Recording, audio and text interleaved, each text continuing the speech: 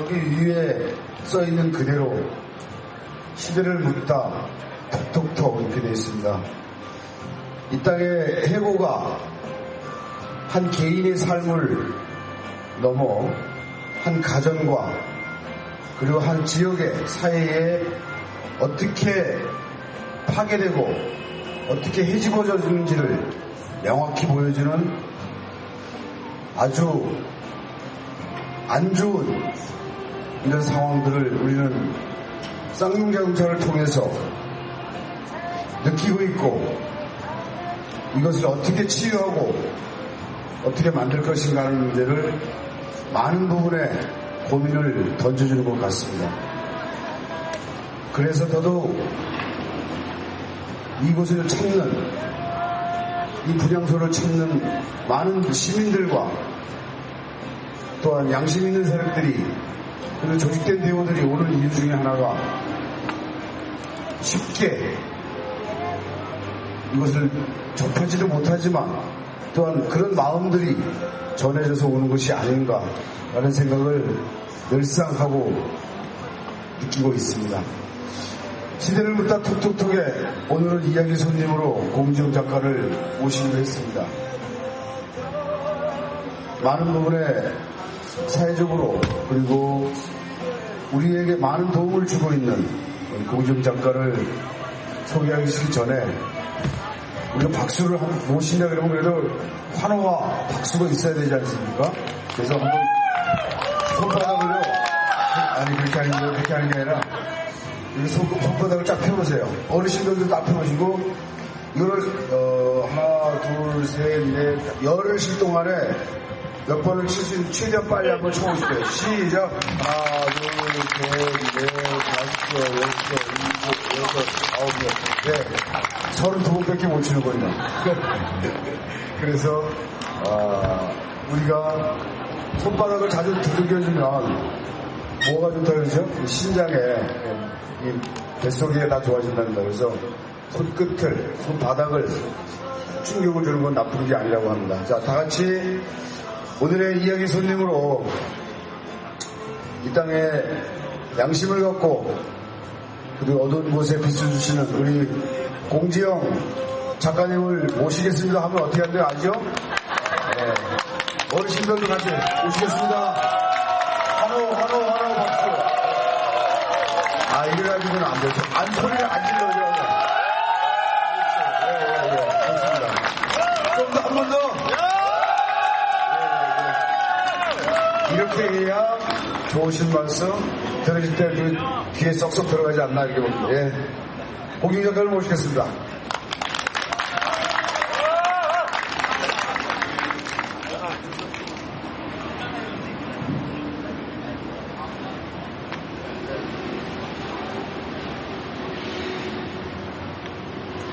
예, 안녕하세요.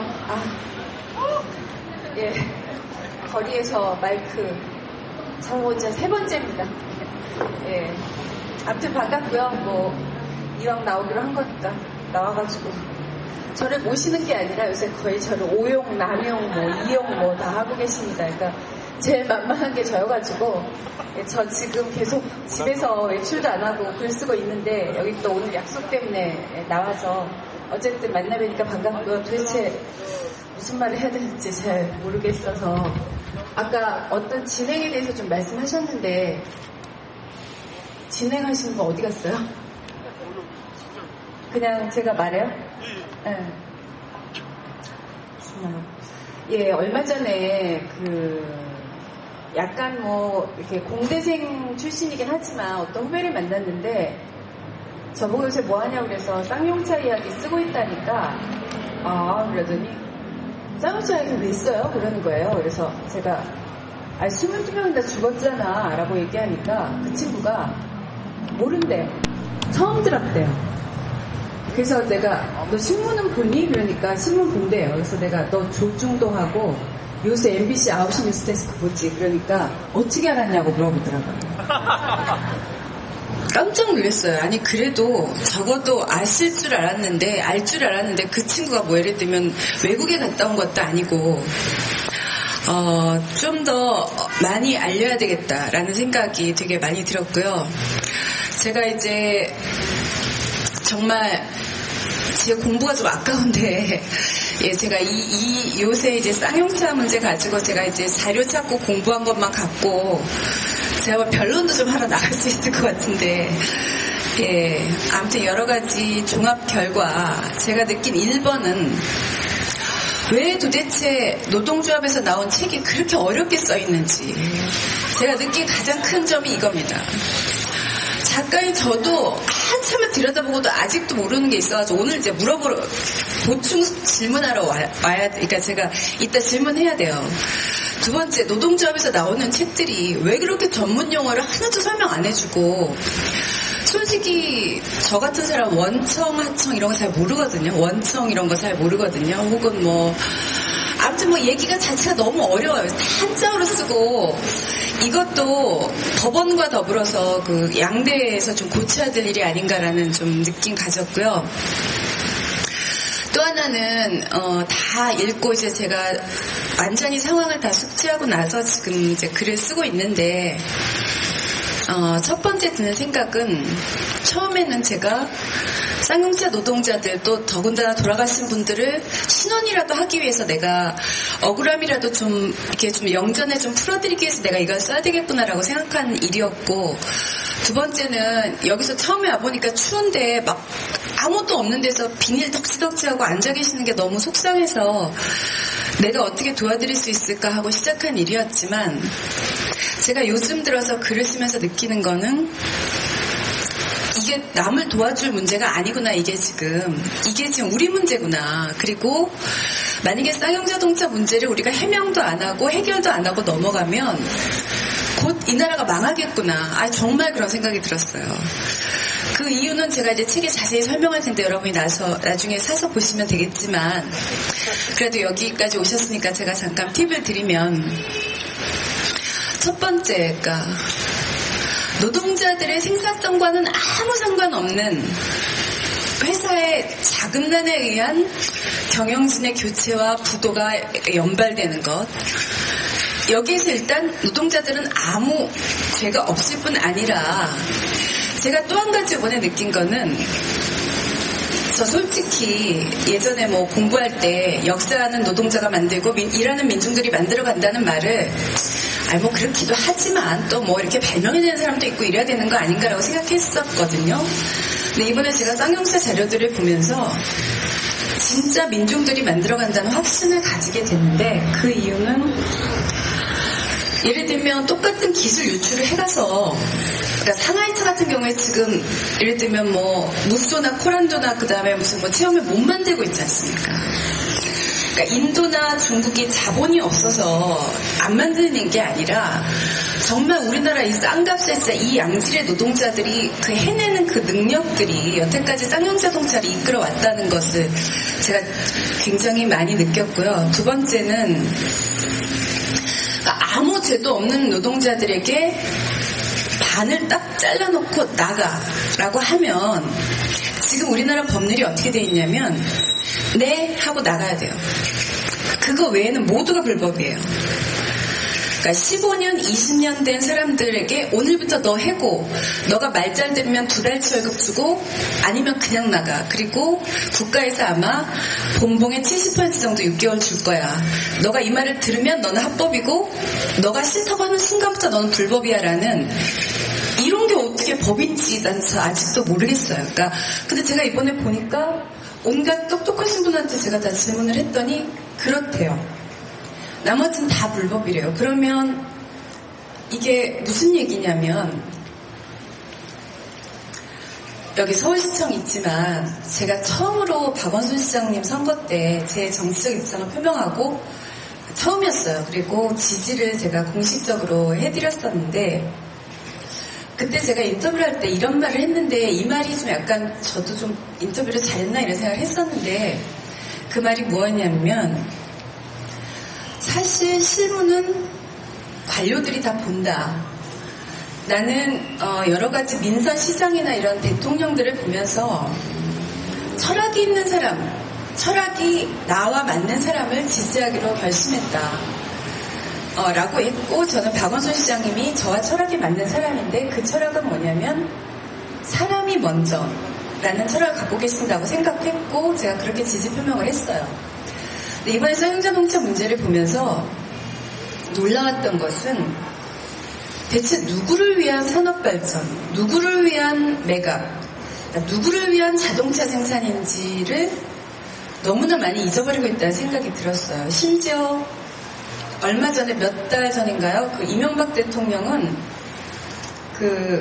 거기 어디죠? 거기 왜 자동차 부품업체 어디죠? 거기 저번에 주야 막교대 야간 근무 안 한다고 유성 그 파업을 두고 뭐라고 얘기하냐면 700만 원씩 받아가는 사람들이 비정규직 노동자들도 있는데, 이렇게 또 그때 갑자기 비정규직 노동자를 굉장히 생각하시면서 무슨 불법 파업을 하냐 이렇게 하면서 쌍용자동차 얘기를 갑자기 꺼내시더라고요. 꺼내시는지 아무튼 꺼내는 뭐라고 하냐면, 쌍용자동차는 구조조정 이후에 17대 만들던 걸 이제 22대까지 만든다. 이 얼마나 발전이냐라는 말을 하는데 정말 소름이 쫙 끼쳤어요. 그 자동차 5대 갖고 뭐 할 건데요. 거기다가 그때 시점이 21명이 돌아가셨던 시점이었어요. 대통령이란 사람이 예를 들면 자동차가 5대가 더 라인에서 생산된다는 걸 두고 이 21명이 죽은 것을 아무것도 언급하지 않는다는 것은 어떤 의미냐면, 이 세상을 보는 모든 시각이 물화되어 있다는 거예요. 그러니까 자동차 5대 생산하는 게 훨씬 더 좋은 거고, 너희들은 미안하지만 우리들의 행복을 위해서 좀 죽으면 할 수 없지. 니네 팔자지. 뭐 이런 식의 사고들이 지금 우리나라 전체를 지배하고 있다는 것을 제가 알게 됐죠. 아까도 제가 말씀드렸지만 15년을 근무하든 10년을 근무하든 20년을 근무하든 내가 거기서 어떤 인생을 펼쳤든 당신은 회사의 경영상의 이유로 오늘부터 해고라고 하면, 여기 광화문에 걸어다니시는 모든 분들도 네 하고 나가기 전에 전부 불법이라는 것이 대법원의 3년간의 판례예요. 그러면 제가 이런 생각이 들었어요. 요즘에 저희 친구들도 그렇고 우리 애들은 좋은 대학 못 갔지만 어쨌든 그렇게 좋은 대학 가려는 이유가 다 좋은 데 취직하고 이러려고 가는 거 아닙니까? 근데 어디 좋은 데를 취직해도 경영자가 변덕이 나든 자기가 왜 돈이 없든 왠지 법인카드를 자꾸 애인이랑 사서 돈이 없든 간에 아무튼 오늘부터 회사 규모를 줄여야 되겠다고 생각하고 딱 정리하면 그다음부터 법원은 무조건 경영자 편에 손을 들어주는 것이죠. 특히나 이명박 정부 들어서 더 심화된 거죠, 이게. 그리고 점점 더 경화되고 이런 걸 보면서 그럼 우리 애들 보고 제가 그랬어요. 이걸 읽고 난 다음에 야, 취직하지 마. 절대 취직하지 마. 조금 해도 네 장사해. 그랬더니 이러는 거예요. 골목에 장사하면 요새 이마트, 홈플러스 이런 게 다 들어와가지고 이제 좀 이따 세탁소, 떡볶이도 다 이제 말아먹힐 것 같은데 그럼 내일은 뭘 하냐. 그러면 제가 방법을 얘기했어요. 취직해가지고 절대 열심히 일하지 마. 일하지 말고 근무 시간에 짬짬이 주식 투자하고 펀드 어떻게 굴릴까 생각해갖고 하시라도 해고당할 때 너가 언제든지 나와가지고 살 수 있게. 그리고 나머지는 다 상사가 하라는 대로 적당히 하고 눈속임만 해. 라고 말할 수밖에 없었어요. 아니 미쳤어요. 왜 나를 한순간에 잘라도 아무도 보호해주지 않는 이 세상에서 내가 왜 그 사람들에게 충성을 다해야 됩니까? 저는 그건 아니라고 생각해요. 거꾸로 얘기하면 사람이라는 게, 노동이라는 게, 예를 들면 아까 이명박 대통령께서 몸소 700만 원 받아간다고 하셨는데 진짜 700인지 아무튼 그렇다고 칩시다. MBC 연봉 1억이라서 파업하는 거 비난하는데 아니 이 세상의 사람들이 돈만 보고 일합니까? 아니죠. 노동이라는 것은 우리의 삶이 펼쳐지는 장이고, 그리고 우리가 거기서 예를 들면 먹거리나 이런 것들도 얻을 수 있는 거고, 그리고 거기서 모든 사교가 이루어지고 나의 사회적 지위가 정해지고, 그러니까 말하자면 우리 인생이 펼쳐지는 커다란 필드인데 거길 가지고 액수가 700만 원이나 받는 노동자가 파업한다. 아니 왜 안 됩니까? 700만 원 받는 노동자는 사람이 아닌가요? 700만 원 받으면 돼지가 먹이 많이 주면 옆으로 누워서 자듯이 700만 원 이상 받으면 누워서 그냥 어떻게 하든 자야 되는 겁니까? 이런 사고방식을 부끄러워하지도 않고 또 그것을 옆에서 얘기해주는 보좌관도 없는 이런 사람이 전반적으로 사람들을 치사하게 위협하는 이 사회에 제가 아까 말씀드렸지만 쌍용자동차를 돕기 위해서 시작한 일이었지만 나라가 곧 망할 것 같아요. 이대로 두면 이것을 해결하고 우리가 정말 아니다라고 정확히 얘기하지 않으면 망하는 거 너무 시간 문제일 것 같고 그렇게 하면 제가 내는 국민연금은 저의 노후는 도대체 어떻게 되는 겁니까? 저는 내라는 대로 다 냈어요, 여태까지. 우리 애들 뭐 사실 사교육도 안 시키고 저는 국민연금 충실히 부어왔고 노후를 제가 거기에 의탁하고 있는데 받을 가망이 없을 것 같아요. 사람을 노동하는 사람들이 이렇게 짓밟는 나라 아니 정말 제가 이제 자세한 얘기는 나중에 책 사서 꼭 보시고 예, 자세한 얘기는 제가 거기에 이번에 제가 정말 잠을 못 자고 있어요. 그 수녀님들 계시는데 기도 좀 해주세요. 예, 글을 쓰는 날은 한 정도 못 잡니다. 아니, 근데 제가 뭐 너무 괴로워서 그런 건 아니고 그냥 아무튼 그분들의 고통이 저한테 계속 전이돼 오는 것 같은 느낌이고요. 그거보다 더 힘든 일은 이놈의 숫자를 제가 어디까지 여러분들한테 알려드려야 되고 어디까지 안 알려드려야 되는가에 대한 고민. 그 다음에 일단 거기 써있는 게 너무 어려워서 제가 이해하기가 너무 힘들다는 거. 예, 그것 때문에 굉장히 많이 고생하고 있지만 제가 여러분들이 한 입에 쏙 들어갈 수 있게 제가 재미있고 또 쉽게 가르쳐 드리려고 해요. 그리고 다 아시죠? 이번에 제가 쓰는 책은 어떤 누구도 한 푼도 이익을 가져가지 않고 다 기부됩니다. 그러니까 여러분들 기본 10권씩 하셔야 돼요. 저도 지금 이거 나중에 언젠가 보상을 받겠지만 아무튼 저도 평생 처음 한 푼도 안 받는 책 쓰는 거고요. 그래서 그건 좀 자랑을 좀 해야 되고 예. 아 모르셨어요? 예. 많이 알려주셔서 기본 10권씩 예, 사주시고 초반기에 사서 베스트셀러 1위가 가는 기염을 한번 좀 그러니까 기염을 통해서 정말 그 쌍용자동차 그 죽어가는 사람들을 모른 척했던 자 그 정부, 기업 그리고 언론들의 코를 납작하게 해주시다. 예, 아무튼 기대해 주시고요. 혹시 그 특히나 여태까지 한 번도 기도를 안 해주신 분은 초짜가 하면 굉장히 효과가 높으니까 꼭 기도를 해주시면 제가 나중에 봐서 인증샷 이렇게 기도 인증샷 보내주시면 제가 봐서 추첨해서 책 한 권씩 보내드리기로 하겠습니다. 예, 여기까지 하고 예, 냉담하겠습니다.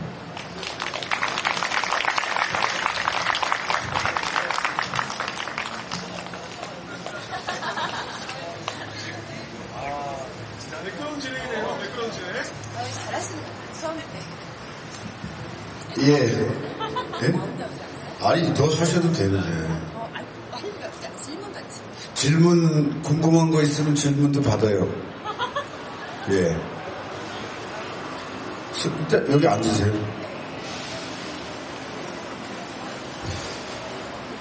질문, 예. 앉으세요. 네, 제가 요새 그것 때문에 골머리를 앓고 있어요. 예, 회계조작 부분 들어가고요. 어떻게 됐는가를 거기 너무 어렵게 써 있어서 제가 그거를 이렇게 아주 쉬운, 가장 기본적으로 쉬운 거를 어제까지 원고를 썼습니다. 네. 그러니까 제가 느끼는 거는 지금 질문 잘 해주셨는데요. 저도 회계가 그렇게 되는지 몰랐어요. 그래서 솔직히 말하면 정말 도가니 같다는 생각이 들었어요. 정부, 기업, 법원, 회계법인 정말 몇 학교 모으면 몇 학교 안 되는 동창들끼리 무슨 말이 오갔을까. 그리고 이거 꼭 파헤치지 않으면 도가니 같은 사태가 예를 들면 정말 지체장애나 외따로 떨어져 있는 학교에서뿐 아니라 이렇게 대기업이라고 하는 진짜 6,000명, 7,000명이 있는 그 기업에서도 일어날 수 있다는 거 너무 충격받았고요. 솔직히 제가 쌍용자동차에 대해서 잘 몰랐거든요. 그래서 제가 몰랐기 때문에 여러분들한테 쉽게 설명할 수 있을 것 같아요. 왜냐면 저보다 모르셨던 분은 별로 없으셨을 테니까 예, 꼭 기대해 주십시오. 예.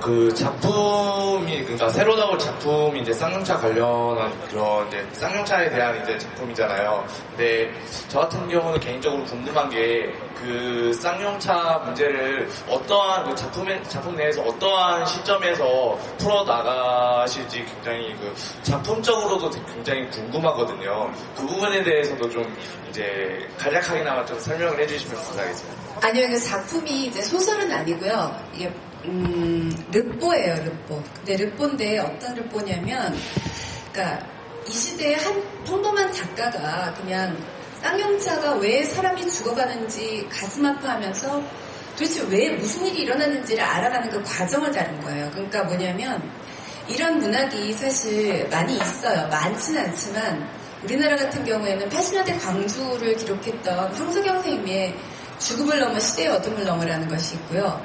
그 다음에 예전에 그 칠레를 기록했던 그 갑자기 누구지? 마르케스가 했던 그 칠레 혁명에 대한 기록이 있고요. 그 다음에 아마 네루다라는 사람이 아마 그 스페인 내전에 대해서 한번 썼던 적이 있을 거예요. 이것도 사실은 작가들이 하는 일이고 대개는 어떨 때 작가들이 하냐면 언론이 제 기능을 안 할 때 작가들이 할 수 없이 나서서 하는 거고 되게 이런 분들이 훌륭한 작가가 되었다는 소문이 좀 있습니다.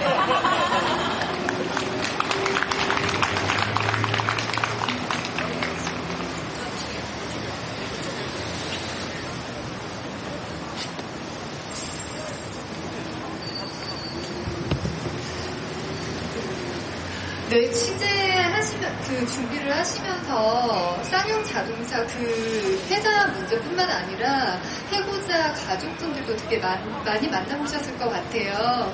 네, 그분들을 보면서 느껴졌던 그런 것들 좀 듣고 싶거든요. 네. 느껴졌던 거. 그러니까 이렇게, 그러니까 비인간적인 해고, 저는 사실 해고가 절대로 이 세상에 있어서는 안 된다라고 생각할 수는 없다는 건 알아요. 근데 이렇게 비인간적으로 인간 바닥으로 내팽개치는 그런 해고는 정말 사람을 죽이죠. 그러니까 살아있어도 그것이 아직 안 죽었다고 표현한다면 너무 과언일까요? 그러니까 정말 그분들 뵀는데 만날 때부터 헤어질 때까지 계속 우셨어요. 제가 어떻게 근데 시간이 사실 3년이나 지났는데 생각해 보니까 이런 것 같아요.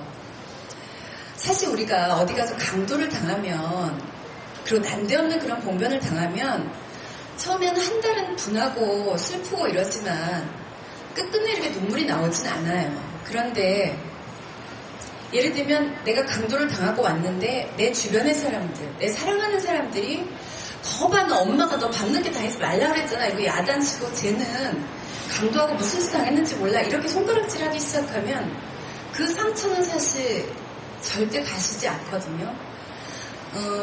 잘은 모르지만 쌍용차 그 가대가 가족대책위원회 분들 만났을 때 그런 느낌 들었어요. 그러니까 사실 해고한 쪽이 나쁜 쪽이고 그리고 회계 조작한 쪽이 나쁜 쪽이고 정말 아무 잘못 없는 노동자들 그렇게 무슨 이제 알카에다를 미국에 폭격하듯이 그렇게 과잉 진압하고 심지어 보상은커녕 의료보험까지 청구하는 이 정부가 정말 나쁜 사람들인데도 불구하고 쌍용차분들 여태까지가 정말 이해받지 못하고 그런 것들 얼마나 가슴 아프셨을까.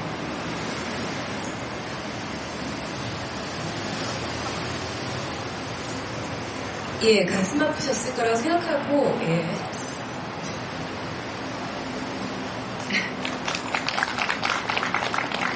아, 예.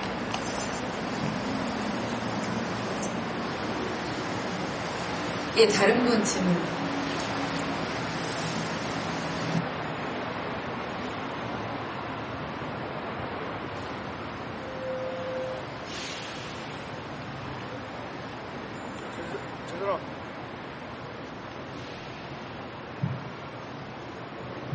네, 안녕하세요. 저는 그 함께연이라는 단체에서 일하고 있는 신하나라고 합니다. 저는 개인적으로 이 괜찮으세요? 아, 괜찮아요. 예상차에 오시기 전부터 작가님 책 많이 좋아했어요. 특히 우리들의 행복한 시간을 가장 좋아했어요. 그게 어떤 그 사형수에 관한 이야기, 인권에 관한 이야기도 하지만 그 안에서 느껴지는 작가님께서 진실하게 느꼈던 어떤 감정, 그 안에서의 감동, 만남이 좀 느껴져서 그게 굉장히 저한테는 마음을 울리고 이렇게 많은 생각을 하게 되는 책이었는데, 그래서 이번에 쌍용자동차 이제 대학원에서 계속 남용되시고 오용되시고 사용되시고 있으신데, 오시면서 가장 자주 느끼는 감정이 좀 어떤 것인지 좀 여쭤보려고 하셨는데, 우시니까. 원래 잘해요. 네. 이런 거 쓸 때 기본으로 한 바가지고요. 네. 또 오실 때 두 개를 묻으실 때 가장 어떤 감정을 많이 느끼시는지랑, 또 하나는 이 문제를 어떤 사람은 정리해고의 문제로도 보고, 어떤 사람은 뭐 이제 노조의 문제로도 보고, 어떤 사람은 자본주의 어쩔 수 없는 문제라고도 많이들 보는데, 핵심이 어떤 문제라고 생각하시는지 그 두 가지를 좀 듣고 싶습니다. 예, 처음에 사실 제가 아까 거리에 나와서 이렇게 마이크 잡는 거 세 번째 같아요.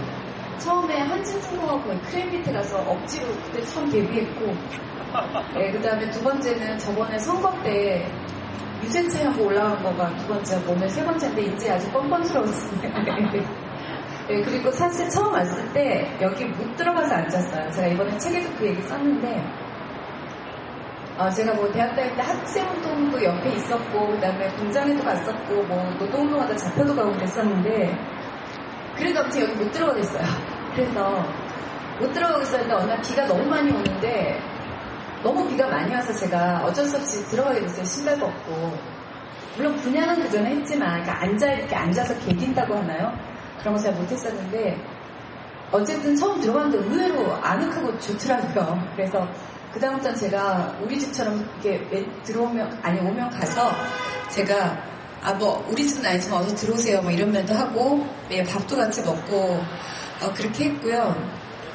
처음에는 이런 생각했어요. 그냥 내가 어떻게 다 해드릴 수도 없고 집에 가자 이렇게 생각했는데, 그날 밤부터 집에 가서 잠이 안 오는 거예요. 그때 되게 추웠거든요. 춥고 막 비 오고 그랬는데 진짜 잠이 안 와가지고 밤새 빗소리를 들으면서 물 안 새나? 어떡하지? 추워, 거기 침낭도 없던데 어떡하지?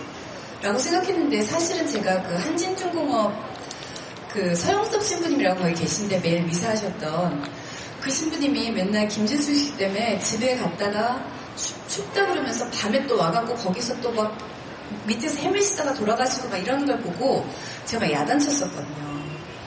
그렇게 본인이 무언가를 할 수 있다고 생각하지 말고 조용히 기도하세요 막 이렇게 얘기했었는데, 예, 제가 이번에 그 신부님한테 좀 죄송하다고 했고요.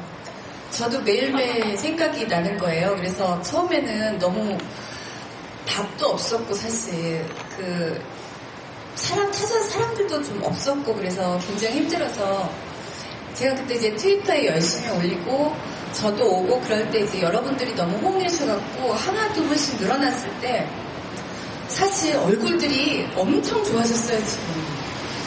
그러니까 진짜 본인들은 좀 초췌해졌다고 생각하시는지 모르겠지만 진짜 관계자 여러분들 요새 때깔이 서울물 먹어서 그러신지, 예, 굉장히 다 변하셨어요. 처음에 와갖고는 정말 진짜 저분들 또 돌아가실까봐 진짜 겁이 덜컥덜컥 날 정도로 얼굴들이 안 좋으셨어요. 근데 정말 오늘 어저께 한겨레 신문에서 이게 고동민 동지가 인터뷰 하셨지만, 유명한 사람이 와서가 아니라 이렇게 한 분 한 분이 오시는 것 자체가 이분들의 얼굴 색깔이 조금씩 더 화색이 돌게 하고, 예, 이런 것들이 희망이고, 이런 것들이 사실 우리가 인간들이 가지는 정말 가장 큰 사랑의 연대가 아니겠나. 앞으로 쌍용차 문제 우리가 해결해야 되지만 그 해결이 꼭 우리가 방향은 혹시 아닐지도 모르지만, 이렇게 여러분들의 사랑을 받고 이런 분들은 분명히 건강해지실 것이고 일어날 거라는 그 느낌이 저로 하여금 굉장히 제가 원래 가지고 있었던 인간에 대한 신뢰를 더욱더 굳게 했고요. 두 번째는 쌍용자동차 문제, 사실 제가 경제학 이런 거 잘 모르지만 저는 기본적으로 인간에 대한 시각의 문제라고 생각해요. 그러니까 뭐냐면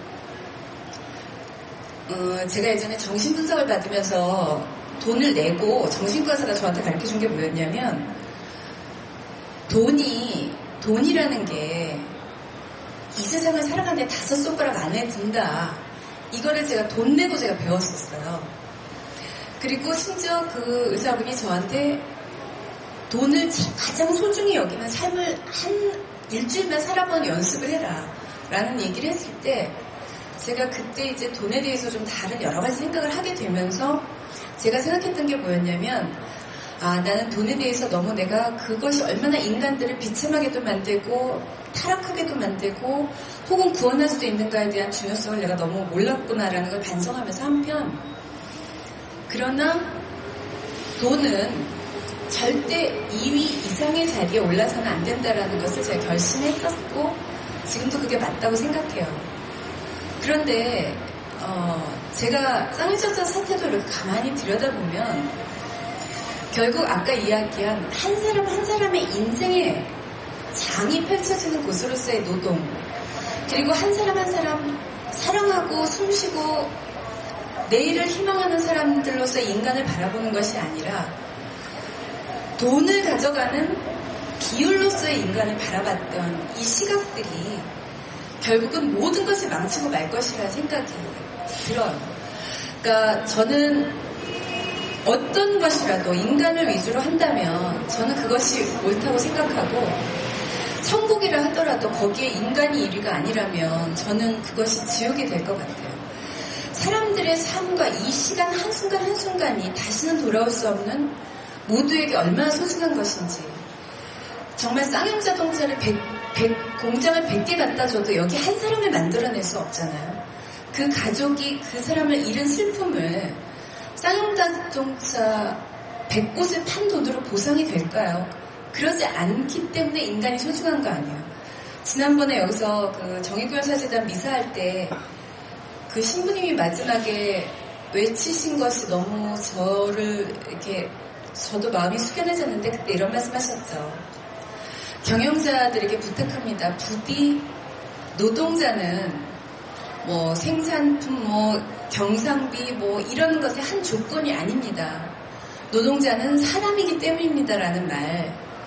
그 말이 우리 모두가 연대해야만 하고 또 제가 그래서 이 자리에 나와 있고 또 쌍용자동차가 불법 해고였고 이 모든 징계와 추징금과 이런 것들을 시민들이 나서서 아니라고 말해주는 것 이것이 저의 의무라고 생각해서 제가 이제 이 자리에 있게 됐습니다.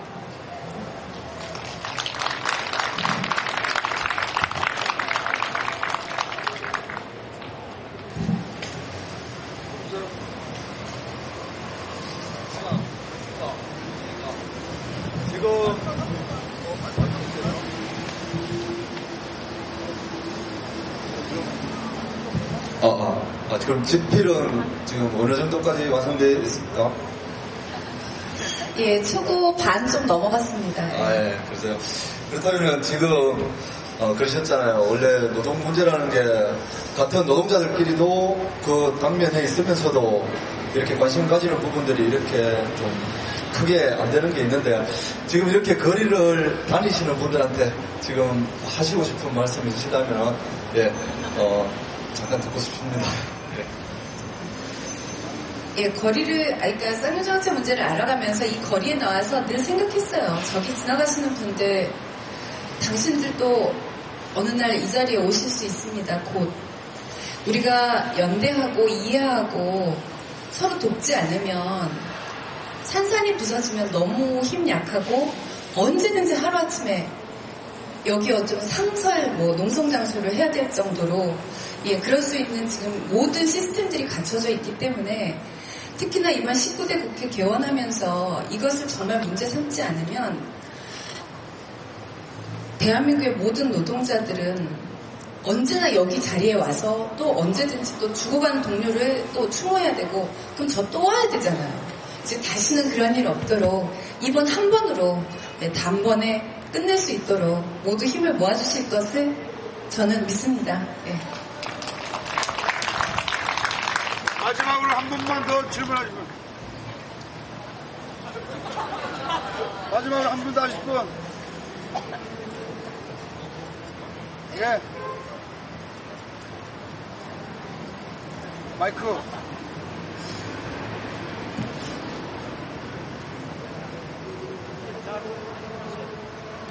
예, 따로 말씀을 드려도 될 수 있는 문제인데요. 이번에 19대 국회가 개원을 하면서 일단 야당들은 진상조사를 하겠다고 지금 특위도 구성하고 지금 하고 있습니다.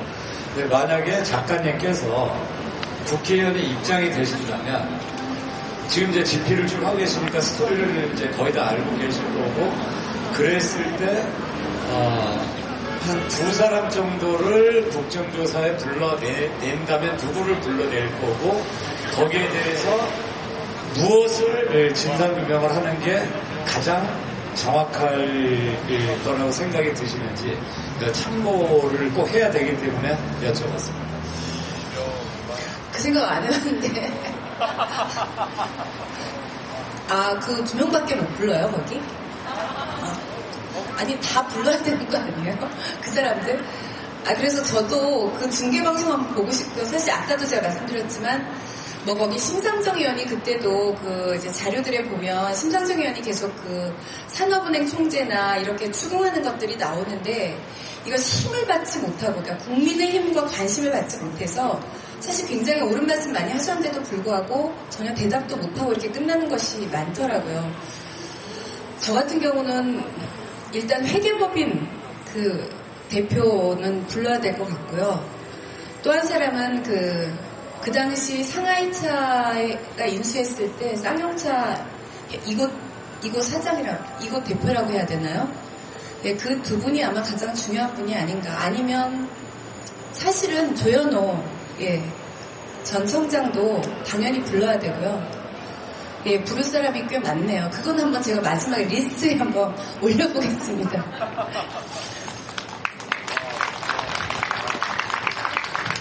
여기 계세요. 앉아 계세요. 저녁에 노동을 마치시고, 그리고 오늘 이러저러한 얘기, 트위터를 보시고 아니면 아름아름 입소문을 통해서 또 소문이 많이 나는데 생각보다 조금은 많지 않는 것 같습니다. 다음엔 더 많이 하도록 노력을 하겠습니다. 그렇습니다.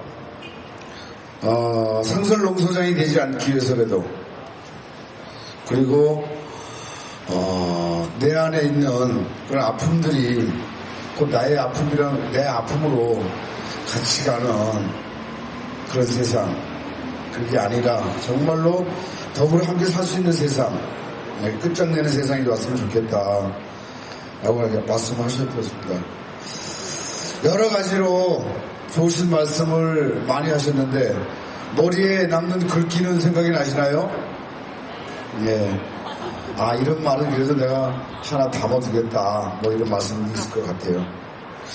고통이 전이 된 것 같아서 잠을 못 주시면 일단 잠을 주무시기에 힘들었던 그 수많은 시간들이 결코 헛되이 되지 않기 위해서라도 저희들은 저희들 나름대로 최선을 다하고 말씀드렸던 바 연대가 소중하고 연대가 생명이기에 이 자리에 오신 모든 우리 함께 하시는 분들이 힘을 더 내주십사, 그리고 더 많이 불러주십사 요구하는 바이고, 이런 마음들을 모아서 우리가 바라는 정리하고 비정규직 없는 세상은 꼭 우리가 만들어보자 라고 하는 그런 말씀이었습니다.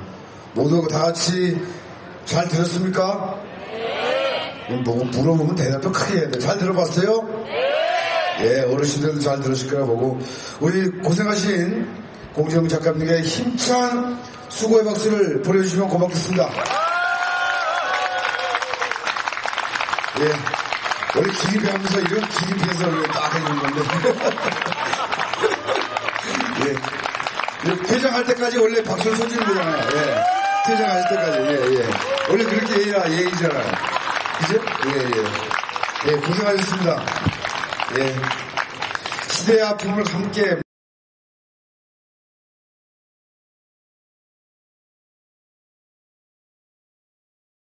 역할을 못하면 작가가 세상을 알리는 그런